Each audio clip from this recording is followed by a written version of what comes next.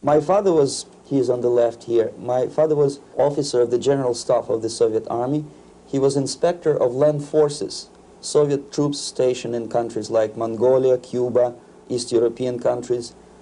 This is the picture taken at the entrance of my Institute of Oriental Languages. It's a part of Moscow State University. As every Soviet student, I was, quote-unquote, volunteering for harvesting grain in Kazakhstan. By the end of my training in school, I was recruited by the KGB. This picture was taken on that day, and you can see again how happy it feels to be recruited by the KGB. Pay special attention to number of bottles on the table. One of my functions was to keep foreign guests permanently intoxicated the moment they land at Moscow airport. In 1967, the KGB attached me to this magazine, Look magazine. A group of 12 people arrived to USSR from United States to cover the 50th anniversary of October Socialist Revolution in my country. From the first page to the last page, it was a package of lies.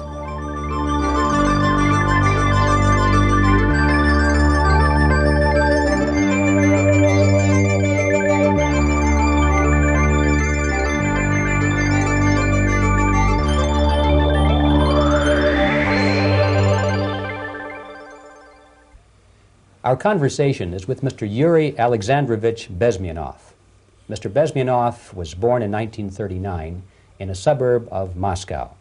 He was the son of a high-ranking Soviet Army officer. He was educated in the elite schools inside the Soviet Union and became an expert in Indian culture and Indian languages.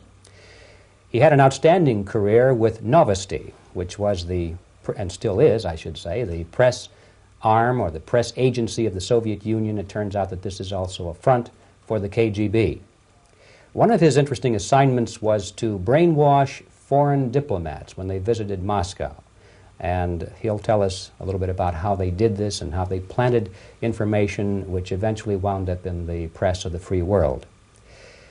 He escaped to the West in 1970 after becoming totally disgusted with the Soviet system, and he did this at great risk to his life. He certainly is one of the world's outstanding experts on the subject of Soviet propaganda and disinformation and active measures. Mr. Bezmenov, I'd like to begin by having you tell us a little bit about some of your childhood memories. Well, the most vivid memory of my childhood was Second World War, or to be more precise, the end of the Second World War, when all of a sudden United States, from a friendly nation, which helped us to defeat Nazism, turned overnight into a deadly enemy.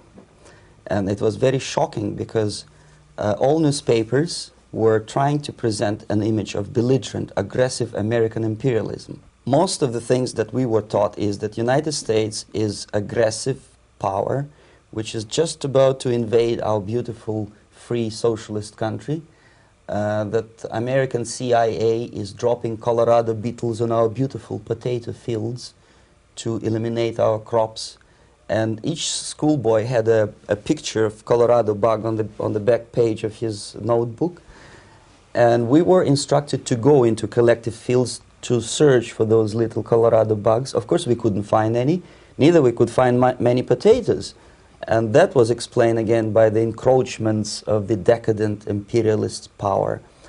The anti-American paranoia, hysteria in the Soviet propaganda was to such of such a higher degree that many less skeptical people or less stubborn would really believe that United States is just about to invade our beautiful motherland, and some secretly hope that it will come true. That's interesting. Yes.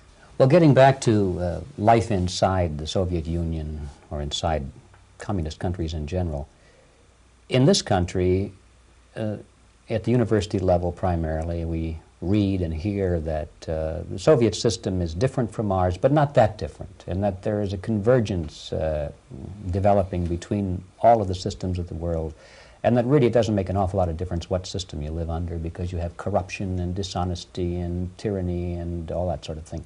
From your personal experience, what is the difference between life under communism and life in the United States? Well, life is obviously very much different for simple reason that the Soviet Union is a state capitalist economically. It's a state capitalism where an individual has absolutely no rights, no value, his life is nothing, it's just like an insect. He is disposable, whereby in the United States even the worst criminal is treated as a human being. He has a fair trial, and some of them capitalize on their crimes. They publish their memoirs in their prisons and get handsomely paid by your crazy publishers. The differences, of course, in the daily life are very various, depending on whom we are talking about. In my own private life, I never suffered from communism simply because I was brought up in a family of high-ranking military officer. Most of the doors were open for me. Most of my expenses were paid by the government, and I never had any troubles with the authorities or with the police. So, in other words, I would say I enjoyed, or I had good reasons to enjoy, all the advantages of so-called socialist system. Mm-hmm. My main motivations to defect had nothing to do with affluence. It was mainly moral indignation, moral protest, rebellion against the inhuman methods of the Soviet system. Well, specifically, what did you object to? I objected, first of all, against oppression of my own dissidents and intellectuals. And that was the most disgusting thing that I witnessed as a young man, young student, who was brought up at a very troublesome period in our history, from Stalin to Khrushchev, from total tyranny and oppression to some kind of liberalization. Second, when I started working for the Soviet embassy in India, to my horror, I discovered that we are millions times more oppressive than any colonial or imperialist power in the history of mankind. That my country brings to India not freedom, progress, and friendship between the nations, but racism, exploitation, and slavery, and of course economical inefficiency to this country. Since I fell in love with India, I developed something which by KGB standards is extremely dangerous thing. It's called split loyalty, when an agent likes a country of assignment more than his own country. I literally fell in love with this beautiful country, a country of great contrasts, but also great humility, great tolerance, and philosophical and intellectual freedoms. My ancestors used to live in caves and eat raw meat when India was a highly civilized nation 6,000 years ago. So obviously the choice was not to the advantage of my own nation. I decided to defect and to entirely dissociate myself from that brutal regime. Mr. Bezmenov, we've read a lot about the concentration camps and the slave labor camps under the Stalin regime. Now the general impression in America is that those things are part of the past. Are they still going on today, or what is the status? Yes. There is no qualitative change in the Soviet concentration camp system. There are changes in numbers of prisoners. Again, this is unreliable Soviet statistics. We don't know how many political prisoners are there in the Soviet concentration camps. But we sure know from various sources that at each particular time there are close to 25 to 30 million of Soviet citizens who are virtually kept as slaves in forced labor camp system.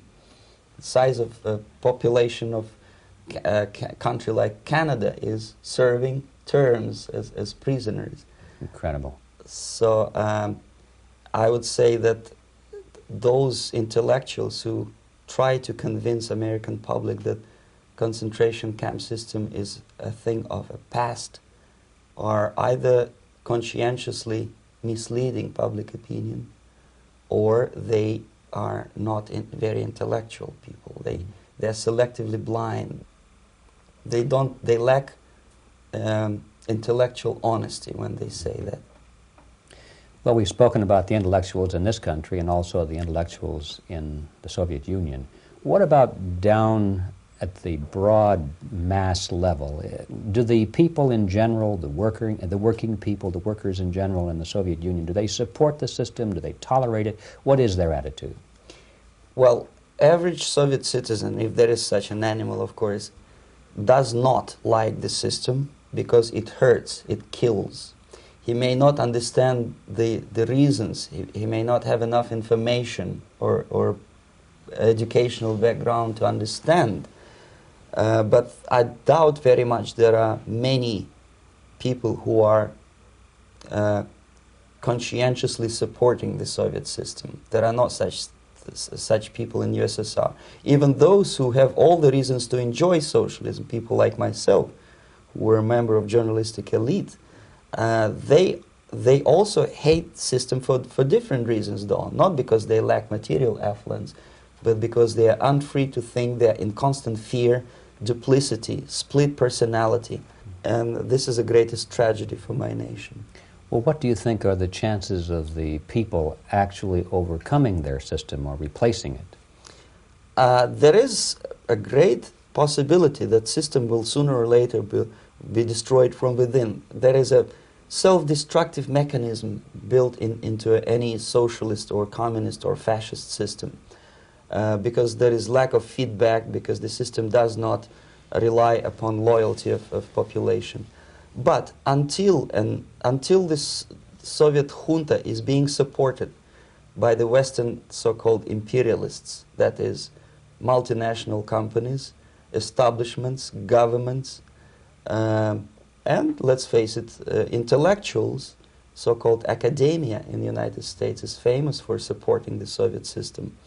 As long as the Soviet junta will keep on receiving credits, money, technology, grain deals, and political recognition from all these traitors of democracy or freedom, there is no hope, there is not much hope for changes in my country, and the system will not collapse by itself simply because it's being nourished by so-called American imperialism. This is the greatest paradox in history of mankind, when capitalist world supports and actively nourishes its own destroyer, destructor. I think you're trying to tell us something in this country. Mm-hmm. I'm trying to tell you that it has to be stopped unless you want to end up in Gulag system and enjoy all the advantages of socialist equality, working for free, catching fleas on your body, sleeping on the planks of plywood in Alaska this time, I guess. That's where Americans will belong, unless they will wake up, of course, and force their government to stop aiding Soviet fascism. Well, you told us a moment ago why you left the system. I'd like to hear the details of how you did it. It must have been a very dangerous thing. It was not so dangerous, it was crazy. First of all, because defecting in India is virtually impossible, thanks to very strong pressure from the Soviet government. Excuse me, you were in India on assignment at that time. Yes, I was working for the Soviet embassy in New Delhi as a press officer. Mm-hmm. And defecting for a Soviet diplomat is next to impossible. It's a suicide, as I said, because a great friend Indira Gandhi pushed a law through parliament which says, and I quote, "No defector from any country has a right of political asylum in any embassy on the territory of Indian Republic," which is a masterpiece of hypocrisy. No other defector but a Soviet one needs a political asylum. So, knowing that perfectly well, I planned a craziest possible way to defect. I studied counterculture in India. There were thousands of young American boys and girls with no shoes, long hair, smoking hash and marijuana, studying sometimes Indian philosophy, sometimes simply pretending that they study. And they greatly annoyed Indian police, and they were laughing stock of Indians because obviously they were good-for-nothing students. I studied carefully where they congregate, what routes they travel, what language they speak, what do they smoke. And one day I simply joined a group of hippies to avoid detection of Indian police. I was dressed as a typical hippie with blue jeans, long kameez shirts, with all kind of nice decorations like beads, long hairs. I bought a wig because for several weeks I had to turn myself from a conservative Soviet diplomat into a very progressive American hippie. And that was the only way that I could avoid detection. It was very interesting experience, but it was necessary because from my own knowledge as a member of Soviet embassy staff, I knew that there were many cases when Soviet defectors were betrayed by Indian police, and also some Western embassies played a very dirty role in betraying the Soviet defectors. According to our information, they were some, I wouldn't call them double agents, but simply amoral people working for this for the United States Embassy, and confiding in people like this would be a suicide. So I had to be extremely careful. I could not trust anyone, and that was the reason for such a crazy way to defect. Well, had you been caught in the act of trying to get out, what would have happened to you? Oh, most likely I would end up in concentration camp. Or, depending on the situation and on the whim of some bureaucrat in KGB, maybe even executed. This is normal practice. Quietly, of course, not publicly. But that would be the end of my defection, of course. Well, when did you finally make it to the United States?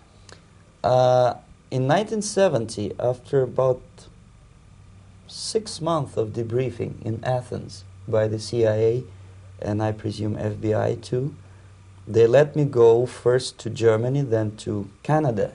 That was my decision. I had to change my identity to protect my family and my friends in USSR. And also I was a little bit paranoid, knowing that both Soviet KGB and probably some double agents within the American system may be after me. So I wanted to settle down as far away as possible. I requested CIA to give me some kind of new identity and just let me go on my own. And I settled in Canada. I was a student. I changed many professions, from farm help and laundry truck driver to language instructor and broadcaster for Canadian Broadcasting Corporations in Montreal. Well, have you had any threats on your life or any yes. unpleasant In about 5 years, KGB eventually discovered that I am working for Canadian Broadcasting. I made a very big mistake. I started working for overseas service of CBC, which is similar to Voice of America, in Russian language. And of course, monitoring service in USSR picked up every new voice. Every new announcer, they would make it a point to discover who he is. And in 5 years, sure enough, slowly but surely, they discovered that I am not Thomas Schumann, that I am Yuri Alexandrovich Bezmenov, and that I am working for Canadian Broadcasting, and undermining beautiful détente between Canada and USSR. And the Soviet ambassador Alexander Yakovlev made it his personal effort to discredit me. He complained to Pierre Trudeau, who is known to be a little bit soft on socialism. And the management of CBC behaved in a very strange, cowardly way, unbecoming to representatives of an independent country like Canada. They listened to every suggestion that Soviet ambassador gave, and they started shameful investigation, analyzing content of my broadcasts to USSR. And sure enough, they discovered that some of my statements were probably would be offending to the Soviet Politburo. So I had to leave my job. And of course, subtle intimidations. They would say something like, please cross the street carefully because, you know, traffic is very heavy in Quebec. And fortunately, I know about the psychology and the logic of activity of the KGB, and I never allowed myself to be intimidated. This is the worst thing. This is what they expect a person, a defector, to be intimidated. Once they spot that you are scared, they keep on developing that line And then eventually you either have to give up entirely and work for them, or they neutralize you. They would definitely stop all kind of political activity, which they failed to do in my case, because I was stubbornly working for the Canadian Broadcasting. And in response to their intimidations, I said that, look, this is a free country, and I am as free as you are. And I also can drive very fast. And gun control is not yet established in Canada, so I had a couple of good shotguns in my basement. So welcome to visit me someday with your Kalashnikov's machine guns. So obviously it didn't work. Intimidation didn't work. So they tried different approach, as I described. They approached on the highest level, on the level of Canadian bureaucracy. And on that level they were on successful. that level they were successful. On individual level they failed flat. Mr. Bezmenov has brought a series of slides with him that he has taken from the Soviet Union, and I think this is a good time to take a look at the slides. Yes. Now, the viewers will be able to see these slides as we talk about them. Yes, this is a collection of slides which are, some of them are snapshots from my family album, some of them are documents which I smuggled from the Soviet embassy, and some are reproductions from local mass media. I usually show them to establish my credibility as a defector. This is a picture of my native town, Mytishi, about 20 miles north from Moscow. Characteristically, there's a statue of Comrade Lenin in the central square. This is myself at the age of 7, again, characteristically, under the statue of Comrade Stalin, extending his friendly hand to peoples of the world. At that age, of course, I was still idealistically minded young communist, and I still believe that sooner or later things will go for better. But I realized that the system stinks, that something is fishy, and that ideology is fake, and the propaganda about advanced Soviet agriculture simply didn't meet the criteria of reality. If they talk about abundance of food and there is none in the stores, there must be something wrong. My father was, he is on the left here, my father was officer of the General Staff of the Soviet Army. He was inspector of land forces, Soviet troops stationed in countries like Mongolia, Cuba, East European countries. Were he alive today, most likely he would be inspecting Soviet troops in Nicaragua, Angola, and many other parts of the world. Fortunately, he died and he didn't see the disgrace, because deep inside he was a Russian patriot. He didn't like the idea of expanding Soviet military might, especially in the areas where we were not welcomed at all. Unlike many other military officers, he was reporting directly to the Minister of Defense, bypassing KGB and diplomatic service. In other words, he was a trusted military professional. And my impression that this type of people are much less hawkish and adventuristic than party bureaucrats in Kremlin. When American mass media describes Soviet military as potentially dangerous counterpart for Pentagon, I simply laugh, because I know better. I know that the most dangerous part of the Soviet power structures are not military at all. Most likely, if they come to power in my country, they'll be more sensible negotiators for nuclear disarmament and withdrawal of the Soviet troops from many parts of the world. But if someone from the party structure or the KGB structure were to give the orders for a military they have to obey, they yes, would follow because them. they are professional military. But they, you see, the triangle of power and hate in USSR is the party at the top, the party elite, the oligarchy of the party, then the military and the KGB at the bottom. They hate each other, and the most hated triangle, the most hated corner of the triangle is the Communist Party bureaucrats. They are the most adventuristic, senile megalomaniacs. They can start war, I wouldn't be surprised. Not the military. They know what war is. Yes. At least my father did. This is the picture taken at the entrance of my Institute of Oriental Languages. It's a part of Moscow State University. I graduated in 1963. And now, excuse me, which one were you on? I am on the right. You're on the right. And on the left is my my schoolmate Vadim Smirnov, who later was a apparatchik in the Central Committee of the Soviet Union Communist Party. What is an apparatchik? It's a functionary, something like civil service in British Empire. Someone who is never fired from the service. He stays there internally. He may not be promoted too high, but he's a dependable bureaucrat who will stay forever.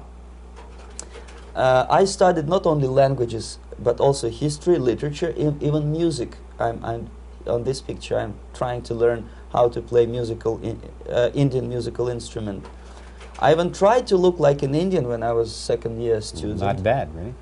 Yes, actually, it was strongly encouraged by the instructors in my school, because the graduates of my school were later on employed as diplomats, foreign journalists, or spies. As every Soviet student, I was quote-unquote volunteering for harvesting grain in Kazakhstan. This is a biggest agricultural blunder of the Soviet government. But I didn't have much choice, of course, because the communist motto borrowed from the Bible says, "Those who do not work shall not eat." And you can see me eating, therefore I was working, and you can see how happy I was about it. I went through a very extensive physical and military training, including the military games in areas, suburban areas of Moscow. And here, for example, we are on a tour in Arkhangelsk area. And by the end of my training in school, I was recruited by the KGB. This picture was taken on that day, and you can see again how happy it feels to be recruited by the KGB. Our conversation with Yuri Alexandrovich Bezmenov, who is a defector from the Soviet Union, a former propaganda agent for Novosti and the KGB, will continue after this message.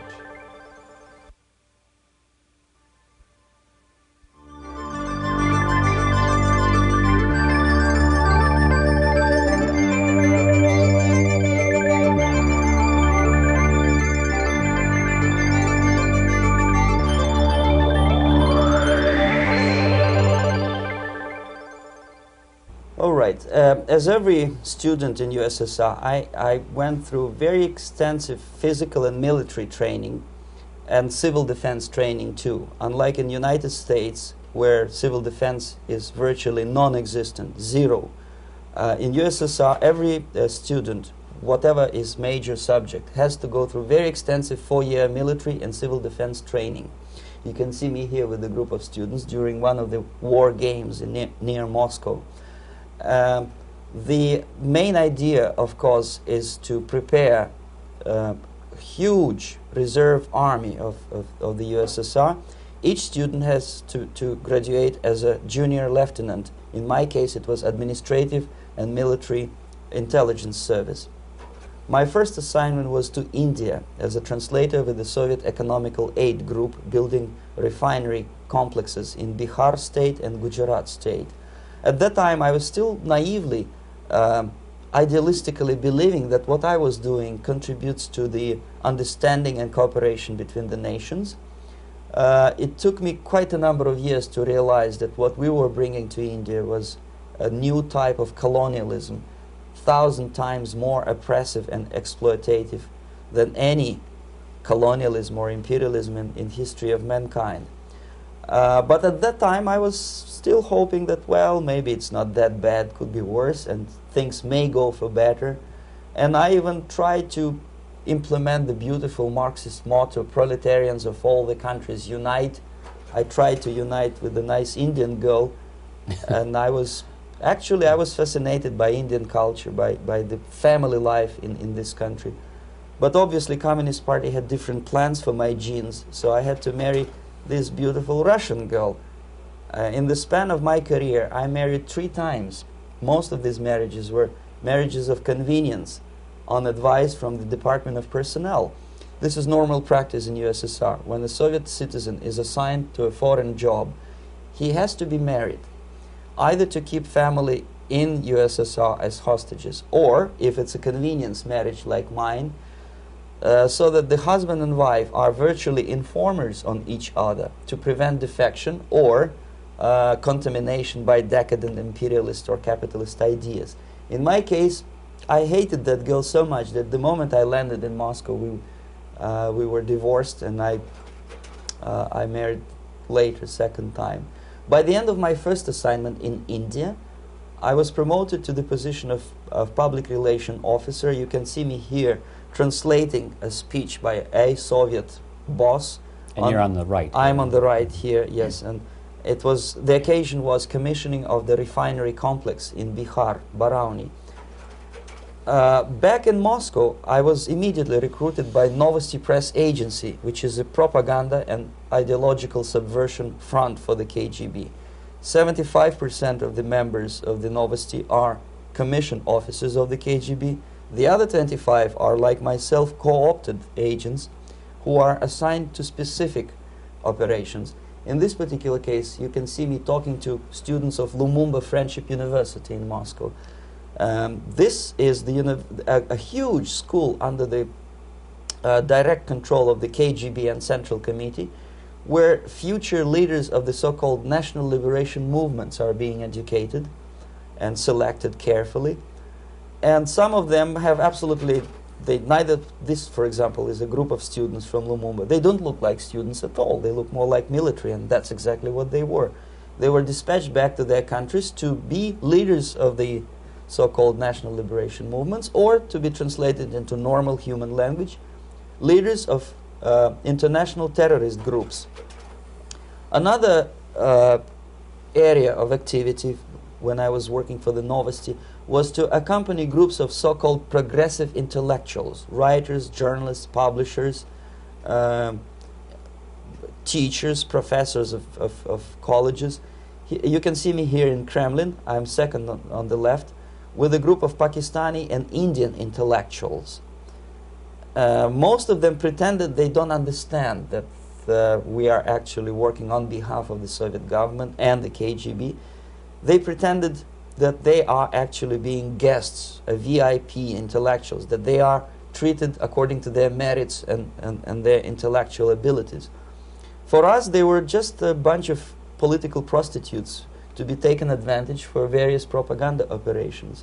Therefore, you can see perfectly well the senior colleague of mine on the left doesn't really have that much respect on his face, and myself with a very skeptical smile, typical KGB sarcastic smile, anticipating another victim of ideological brainwashing.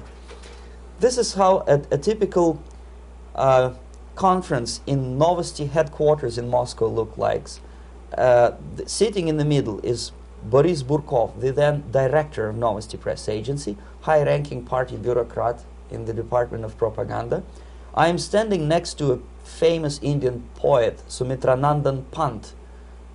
He was famous because he was an author. He was the author of a famous poem titled Rhapsody to Lenin. That's why he was invited to USSR, and everything was paid by the Soviet government. Pay special attention to number of bottles on the table. This is one of the ways to kill the awareness or curiosity of foreign journalists. One of my functions was to keep foreign guests permanently intoxicated the moment they land at Moscow airport. I had to take them to the VIP lounge and toast to friendship and understanding between the nations of the world. Glass of vodka, then a second glass of vodka. And in no time, my guests would be feeling very happy. They would see everything in kind of pink, nice color. And that's the way I had to keep them permanently for the next 15 or 20 days. At certain point in time, I had to withdraw alcohol from them so that some of them who are the most recruitable would feel a little bit shaky, guilty, trying to remember what they were talking last night. That's the time to approach them with all kind of nonsense, such as joint communique or statement for Soviet propaganda. That's the time they are the most flexible. And of course, what they didn't understand, they didn't realize or pretended not to realize, that myself, who was drinking together with them, was not drinking at all. I had ways to get rid of alcohol through various techniques, including special pills which were given to me by my colleagues. But they were taking it seriously. In other words, they would consume quite large volumes of alcohol and feel quite uneasy next morning. In 1967, the KGB attached me to this magazine, Look magazine. A group of 12 people arrived to USSR from United States to cover the 50th anniversary of October Socialist Revolution in my country. From the first page to the last page, it was a package of lies, propaganda cliché, which were presented to American readers as opinions and deductions of American journalists. Nothing could be far from truth. These were not opinions. They were not opinions at all. They were the clichés which the Soviet propaganda wants American public to think that they think. If it does make any sense at all. It sure does, because from the viewpoint of the Soviet propaganda, although there are some subtle criticism of the Soviet system, the basic message is that Russia today is a nice, functioning, efficient system supported by majority of population. That's the biggest lie. And of course, American intellectuals and journalists from Look magazine elaborated on that untruth in various different ways. They intellectualized that lie. They found all kinds of justifications for telling lies to American public. Excuse me, it was partly your job to make sure that they got these ideas, yes, and accepted them as their own ideas. Right. Actually, even before they arrived to USSR, and they paid astronomical sum of money for that visit, they were submitted, this Novosti Press Agency developed so-called backgrounders, 20-25 pages of information and opinions which were presented to the journalists even before they bought their tickets to Moscow. They had to analyze the situation, and judging on their reaction to that backgrounder, the local Novosti representative or local Soviet diplomat in Washington, D.C. would assess whether they be given visa to USSR or not. So they were selected ahead of time. Oh yes, they were pre-selected very carefully, and there is not much chance for honest journalists to arrive to USSR and to stay there for 1 year and to bring this package of lies back home. This, for example, is a centerfold of the Look magazine. They presented this monument erected by Communist Party in Stalingrad as the symbol, personification of Russian military might. And they said in the article, which is published on the site, that Soviets are very proud of the victory in the Second World War. This is another big myth, a lie. No sensible people would be proud to lose 20 millions of their countrymen in a war which was started by Genoese Hitler and Comrade Stalin and paid by American multinationals.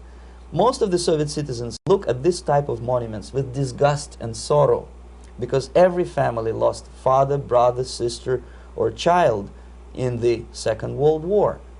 Yet American journalists who were trying to appease, to please their hosts, presented this picture on the centerfold as the symbol and personification of Soviet national, they call it Russian national spirit. And it was greatest misconception and a very tragic misunderstanding. Of course, Look magazine was not distributed in USSR. The main audience was in United States. But I presume that many Americans, millions of Americans who were reading Look magazine at that time, had absolutely wrong idea about the sentiments of my nation, about what the Soviets are proud of and what they hate. This is a group, you see the same lady with the sword in Stalingrad. This is the group of journalists. Myself is in the center with the same devilish smile. And Mr. Philip Harrington is on the extreme left there with his camera. This is the gentleman which was so deaf or so uninterested in what I had to say to him. This is the same picture, a blow-up of the same picture. Many guests from various countries, in this particular case from Asia and Africa, were taken by me as a Novosti Press Agency employee for a tour across Siberia, for example. We would show them typical kindergarten, you see, nothing special by American standards, just nice children sitting, eating their breakfast or lunch. What they could not understand, or they pretended not to understand, that this is an exemplary kindergarten. This is not the kindergarten for average person or average family in USSR.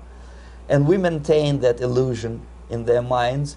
You can see myself under the red spot in the middle there, with the same business-like expression. I'm doing my job. That's what I'm assigned to do, and that's what I was paid to do.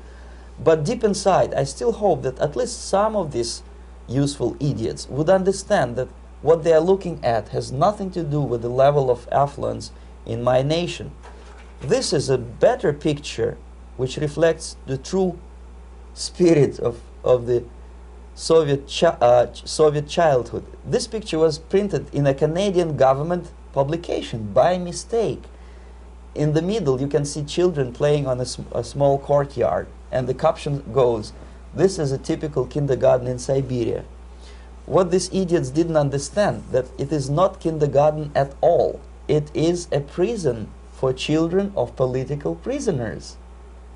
But there was not a single mentioning that what they were visiting actually was an area of concentration camps.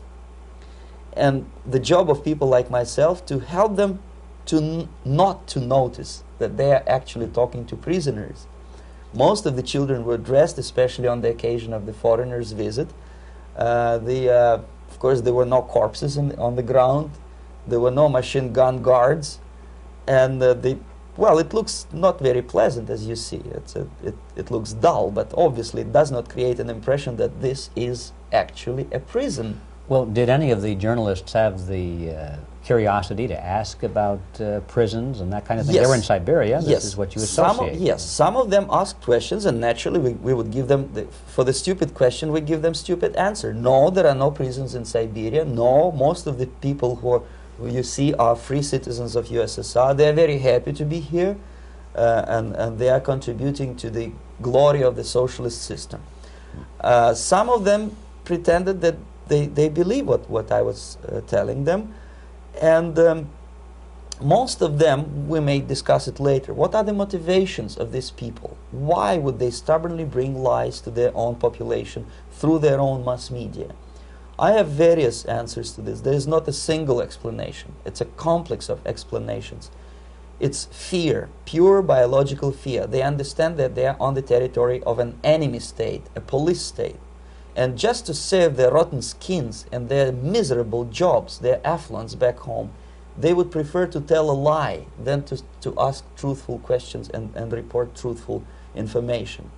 Second, most of these schmucks were afraid to lose their jobs, because obviously if you tell truth about my country, you will not last long as a correspondent of New York Times or Los Angeles Times. They will fire you. What kind of correspondent are you? You obviously cannot find common language with Russians if they kick you out in 24 hours. So just by trying to be conformist to their own editorial bosses, they tried not to offend the sentiments of the Soviet administrators and people like myself. Deep inside, I hope they would insult my or offend my sentiments. Obviously, they preferred not to. Another reason, I refuse to believe it, but obviously there is another reason. Obviously, it's a greed. These people earn a lot of money. When they come back to USA, they claim that they are experts on my country. They write books which sells in million copies, titled like Russians, The Truth About Russia. Most of it is lie about Russia. Yet they claim to be Sovietologists. They play back myth about my country, the propaganda cliches. Yet they stubbornly resist the word of truth. If a person like Solzhenitsyn is either defecting or kicked out of USSR, they try all their best to discredit him and to discourage him. I don't have much chance to appear on national network with a true story about my country. But a useful idiot like Hendrik Smith or Robert Kaiser, they are big heroes. They come back from USSR. They say, oh, we were talking to dissidents in Russia. Big deal. Soviet dissidents are chasing American correspondents in the streets, and they are cowardly escaping from these contacts.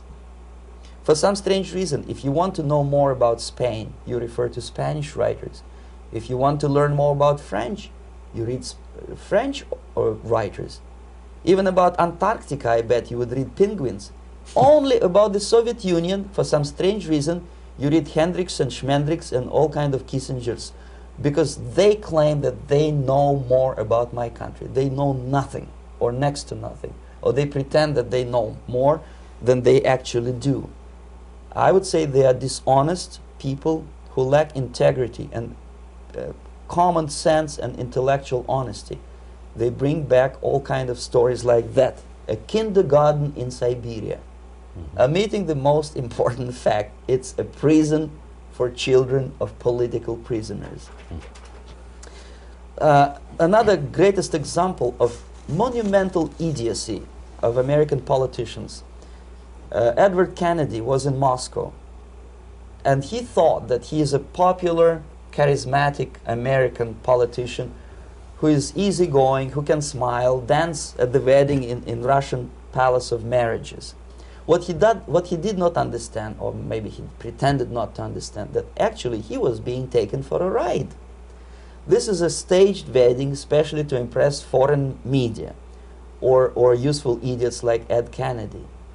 Most of the guests there, they had security clearance, and they were instructed what to say to foreigners. This is exactly what I was doing. You can see me in the same damn wedding palace in Moscow where Ed Kennedy was dancing here. You see, smiling. He thinks he's very smart. From the viewpoint of Russian citizens who observe this idiocy, he's narrow-minded, egocentrical idiot who tries to earn his own popularity through participation in propaganda farces like this. Here you can see myself. On the right, again, exemplary Soviet bride. On the left, 3 journalists from various countries, Asia, Africa, and Latin America. Obviously, they enjoying the situation. They will go back home and write the reports. We were present on a regular Soviet wedding. They were not present on a regular Soviet wedding. They were present, they were parts of a farce, of a circus performance. Another thing which I had to, sometimes risking my life, to explain to foreigners.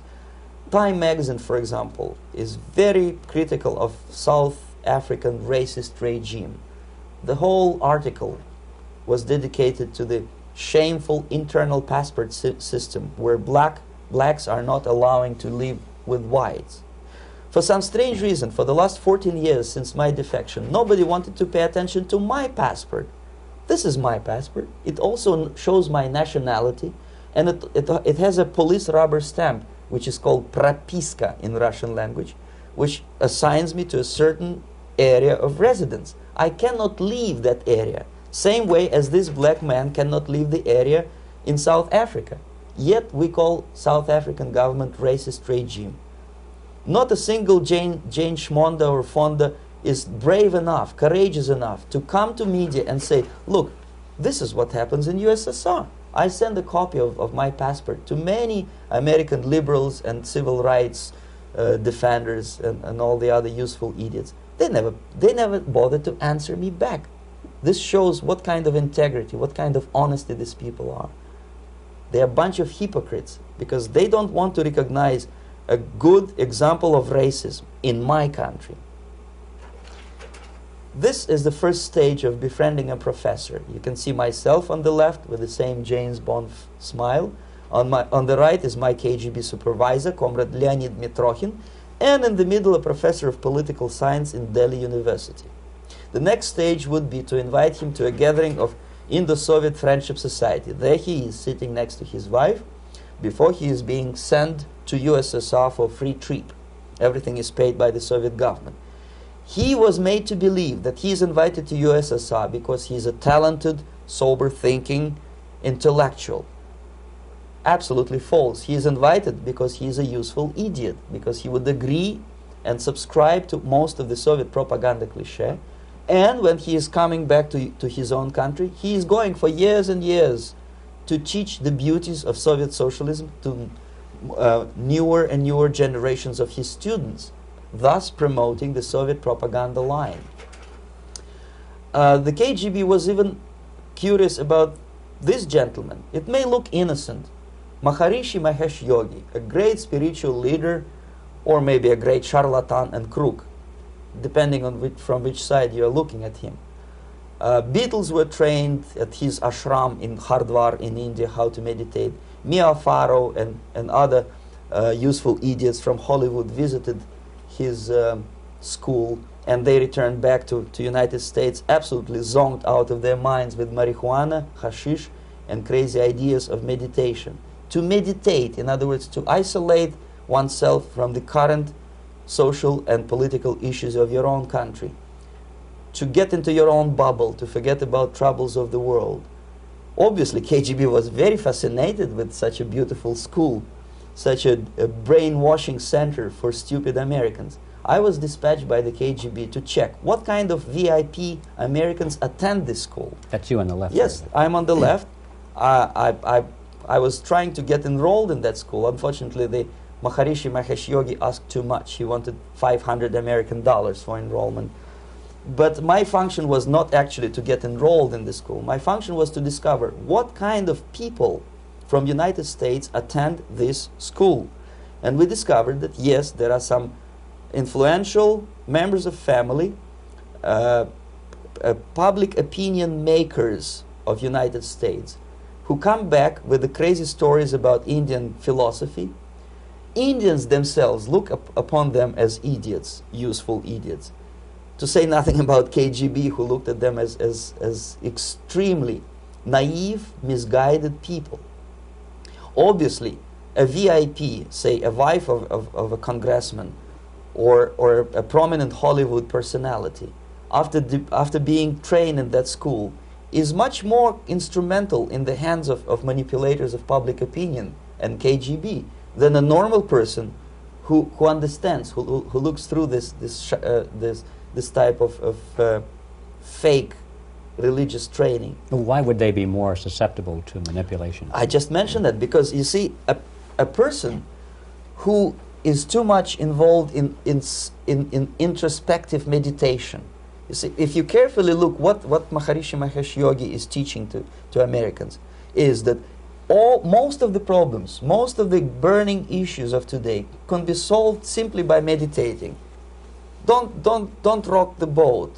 Don't get involved. Just sit down, look at your navel, and meditate. And the things, due to some strange logic, due to cosmic vibration, will settle down by themselves. This is exactly what the KGB and Marxist-Leninist propaganda wants from Americans, to distract their opinion, attention, and mental energy from real issues of the United States into a non-issues, into a non-world, non-existent harmony.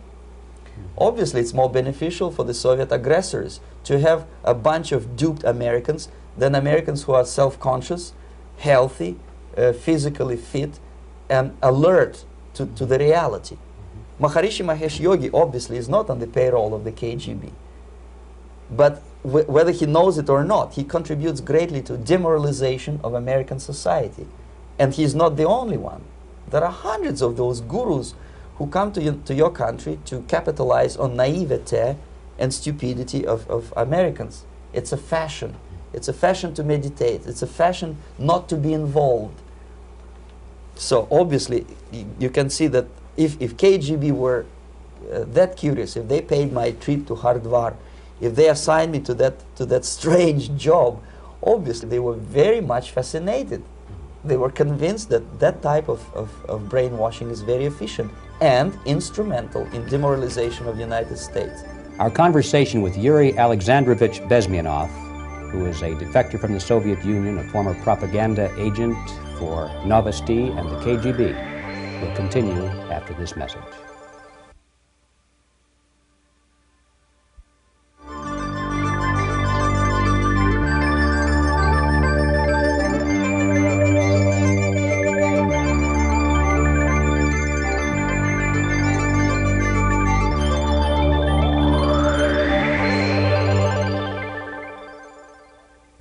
This picture shows the part of the building of USSR embassy, and my supervisors. On the left is Comrade Mehdi, an Indian communist, and on the right, Comrade Mitrokhin, my supervisors in the secret department of research and counter-propaganda.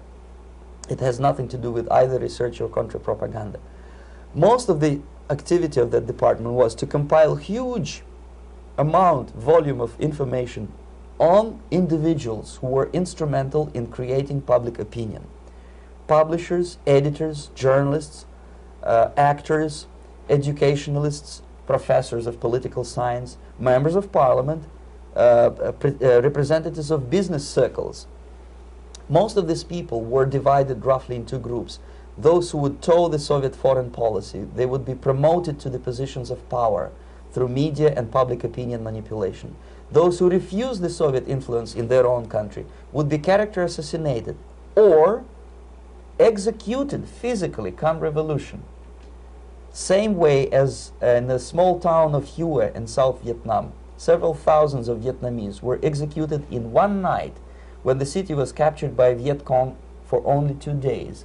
And American CIA could never figure out how could possibly communists know each individual, where he lives, where to get him, and would be arrested in one night, basically in some 4 hours before dawn, put on a van, taken out of the city limits and shot.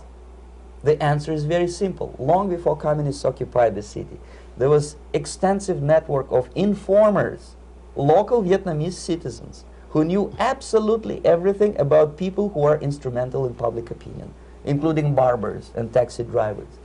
Everyone who was sympathetic to the United States was executed. Same thing was done under the guidance of the Soviet embassy in Hanoi, and same thing I was doing in New Delhi.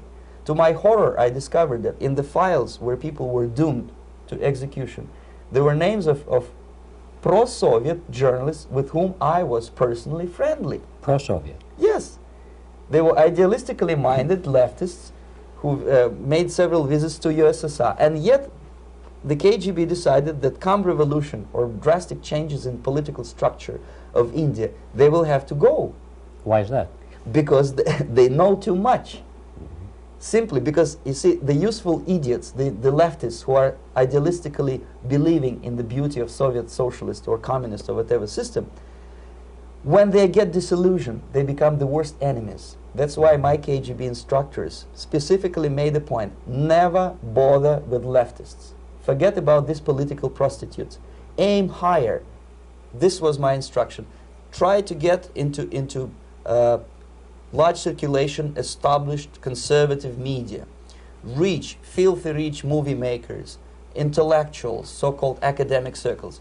Cynical, egocentric people who can look into your eyes with angelic expression and tell you a lie. These are the most recruitable people, people who lack moral principles, who are either too greedy or too suffer from self-importance.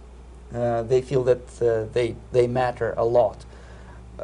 These are the people who KGB wanted very much to recruit. But to eliminate the others, to execute the others, don't they serve some purpose? Wouldn't they be the ones they rely on? They serve purpose only at the stage of destabilization of a nation. For example, your leftists in United States, all these professors and all these beautiful civil rights defenders, they are instrumental in the process of the subversion only to destabilize the nation. When their job is completed, they are not needed anymore. They know too much.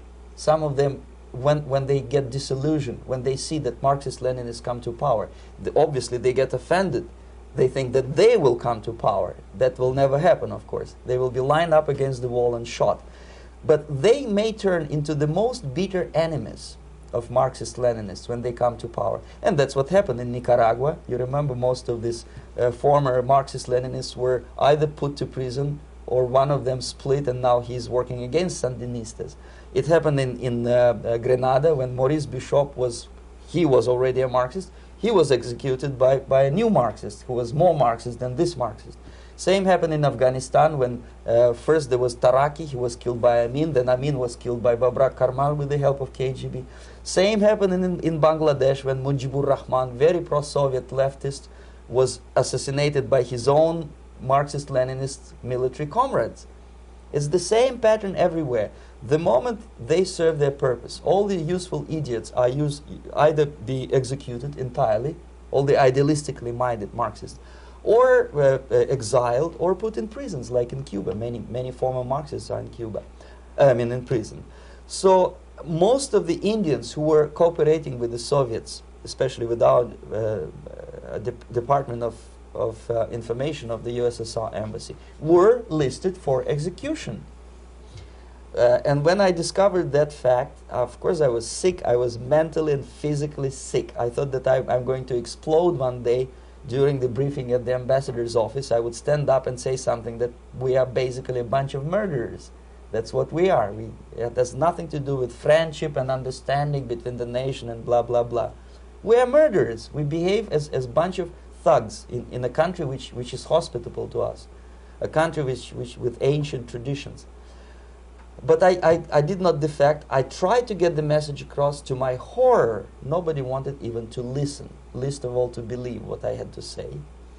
And I tried all kinds of tricks. I would leak information through letters or lost documents or something like that. And still I got no message. The message was not published, even in the conservative mass media of India. The immediate impulse to defect was Bangladesh crisis, which was described by American correspondents as Islamic grassroots revolution, which is absolute baloney. There was nothing to do with Islam, and there was no grassroots revolution. Actually, there are no grassroots revolutions, period.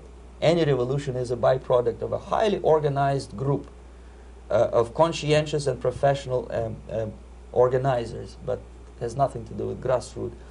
In Bangladesh, it was nothing with grassroots. Most of the Awami League party members, Awami League means People's Party, were trained in Moscow in the High Party School. Most of the Mukti Fauj leaders, Mukti Fauj in Bengali means People's Army, same as SWAPO and all kind of liberation armies all over the world, the same bunch of useful idiots. They were trained at Lumumba University and various centers of the KGB in Simferopol, in Crimea, and in Tashkent. So when I saw that Indian territory is being used as a jumping board to destroy East Pakistan, I saw myself thousands of so-called students traveling through India to East Pakistan, through the territory of India, and Indian government pretended not to see what's going on. They knew perfectly well, the Indian police knew it, the intelligence department of Indian government knew it, the KGB of course knew it, and the CIA knew it. That was most infuriating, because when I defected and I explained to the CIA debriefers they should watch out because East Pakistan is going to erupt any moment, they said I was reading too many James Bond novels. Anyway, so East Pakistan was doomed. One of my colleagues in the Soviet consulate in Calcutta, when he was dead drunk, he ventured into the basement to relieve himself, and he found big boxes which said printed matter to Dhaka University. Dhaka is the capital of East Pakistan. And since he was drunk and curious, he opened one of the boxes and he discovered not printed matter. He discovered Kalashnikov guns and ammunition in there. Anyway, it's a long story. When I saw the preparations for the invasion into East Pakistan, obviously I wanted to defect immediately. The only thing I couldn't at that time make up my mind when and where and how. One of the reasons, of course, you see, I was in love with India. I mentioned it before. I spoke the languages. I socialized with people.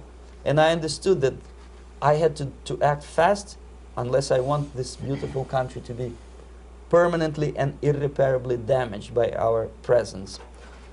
One of the reasons not to defect was, as you can see, I was living in relative affluence. Who the hell in the normal mind would defect and do what? To be abused by your media, to be called McCarthyist and fascist and paranoid, or to drive a taxi in New York City? What for? What the hell for should I defect? To be abused by Americans, to be insulted in exchange for my effort to bring the truthful information about impending danger of subversion. As you can see, I was living in quite a comfortable conditions next to swimming pool, where Indians were not allowed, by the way. I was highly paid expert in propaganda. I had my family. I was respected by my nation. My career was cloudless.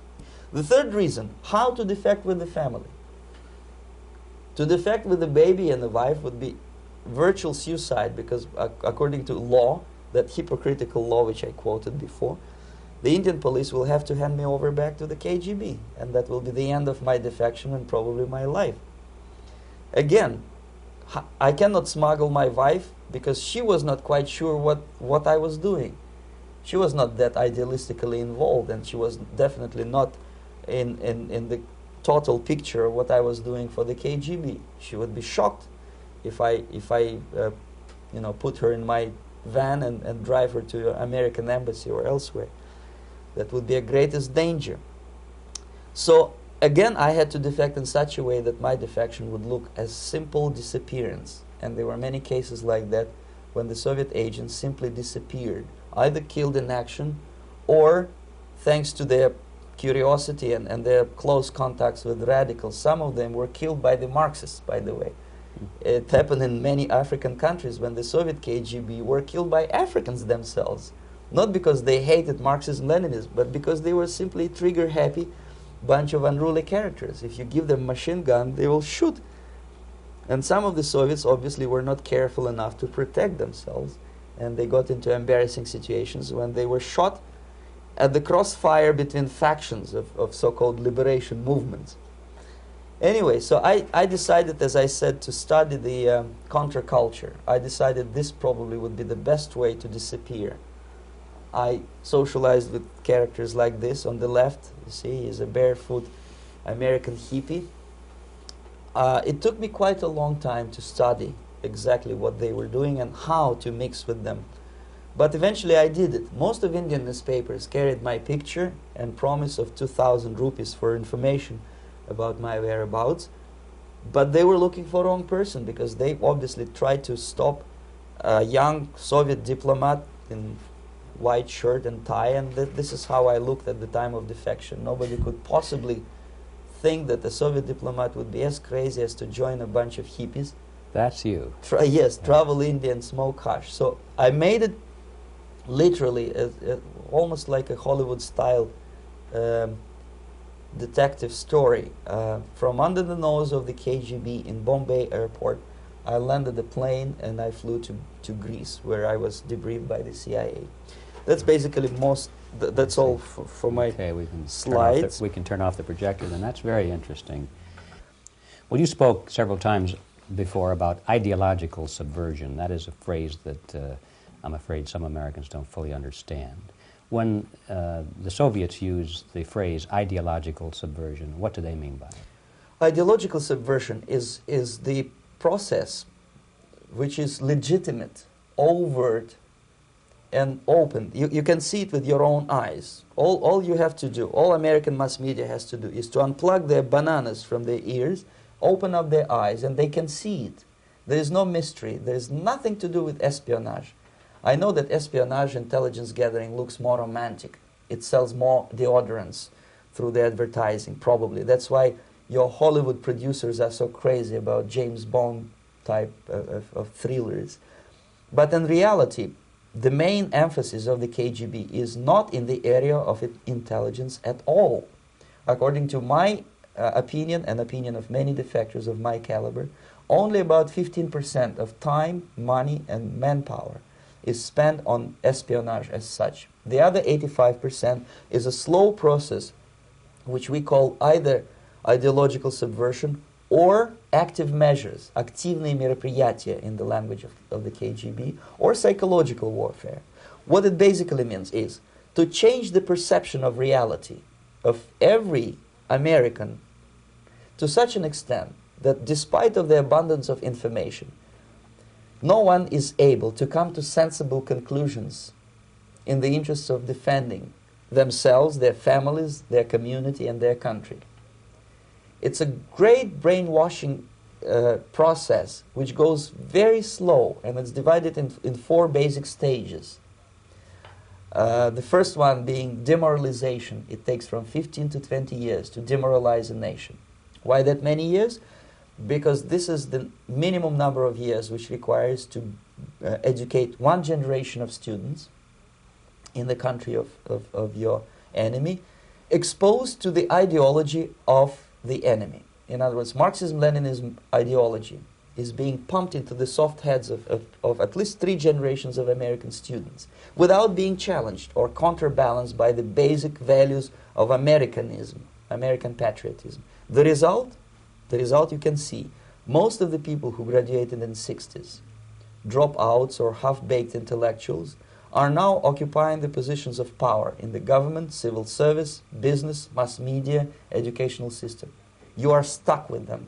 You cannot get rid of them. They are contaminated. They are programmed to think and react to certain stimuli in a certain pattern. You cannot change their mind, even if you expose them to authentic information, even if you prove that white is white and black is black. You still cannot change the basic perception and the logic of behavior. In other words, these people, the process of demoralization is complete and irreversible.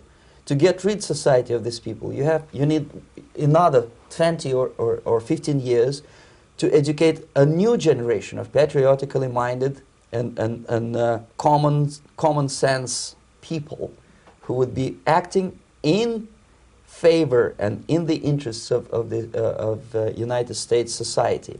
And yet these people who've been programmed and, as you say, in place and Yes. who are favorable to an opening with the Soviet concept, these are the very people who would be marked for extermination in this country? Most of them, yes. Simply because the psychological shock when they will see in future what the beautiful society of equality and social justice means in practice, obviously they will revolt. They will be very unhappy, frustrated people. And the Marxist-Leninist regime does not tolerate these people. Obviously they will join the links of dissenters, dissidents. Yes. Unlike in present United States, there will be no place for dissent in future Marxist-Leninist America. Here you can get popular like Daniel Ellsberg and filthy rich like Jane Fonda for being dissident, for criticizing your Pentagon. In future, these people will be simply squashed like cockroaches. Nobody is going to pay them nothing for their beautiful, noble ideas of equality. This they don't understand, and it will be the greatest shock for them, of course. The demoralization process in the United States is basically completed already. For the last 25 years.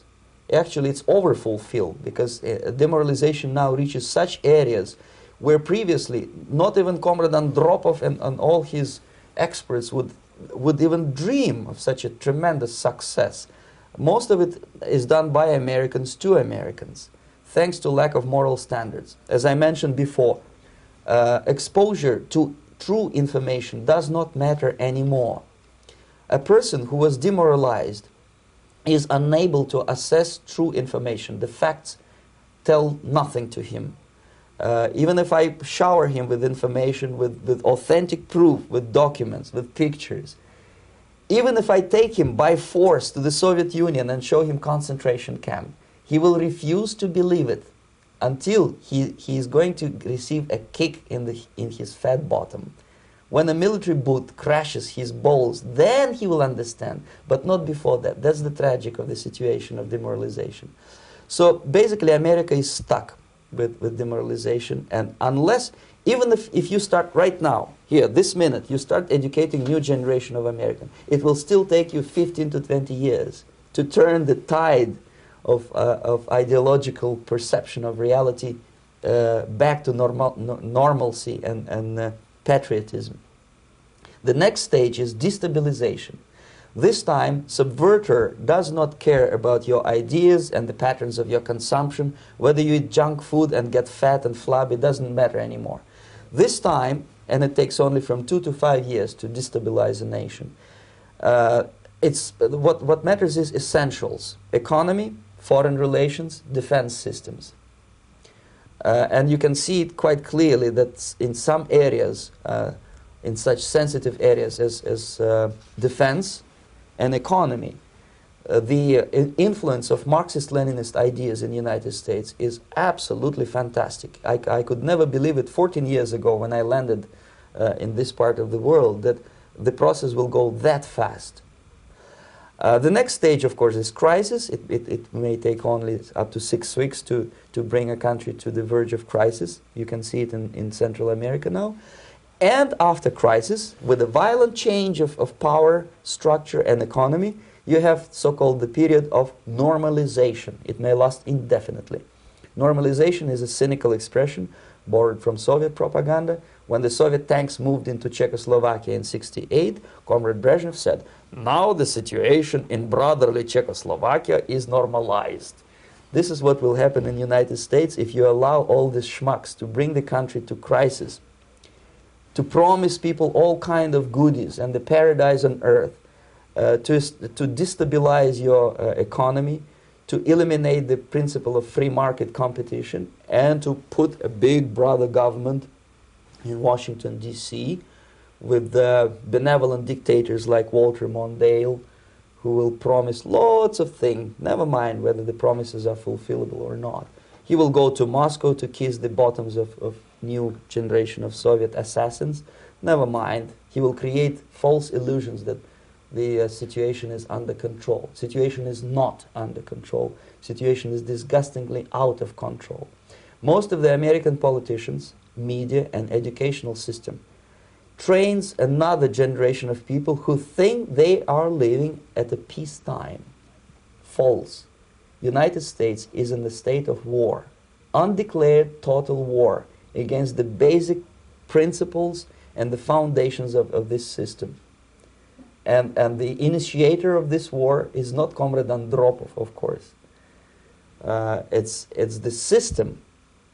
However ridiculous it may sound, the world communist system or the world communist conspiracy, whether I scare some people or not, I don't give a hoot. If you are not scared by now, nothing can scare you. But you don't have to be paranoid about it.